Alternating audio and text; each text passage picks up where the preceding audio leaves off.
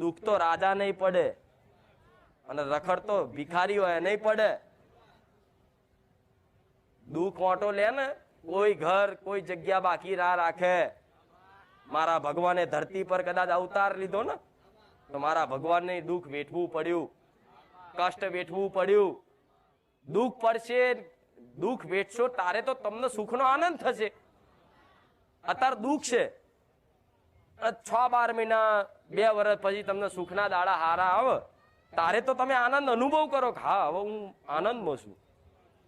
પણ દુઃખ જ ના હોય તો સુખ ચોથી એની ખબર પડે તમને કે સુખ શું છે?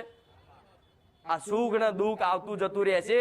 કોઈને 15 વર્ષ દુઃખ આવ્યું તો પછી 15 વર્ષ પછી ભગવાન માતાજીની કૃપાથી કદાચ સુધરી ગયો હોય અને હારા પુણ્ય કર્મ કર્યા હોય અને દુઃખના દાડામાં તે કદાચ માતાજી ભગવાન બધી જગ્યાએ સેવા ભાવના રાખી હોય ને તો પછી આજે એને 5-7 વર્ષે 10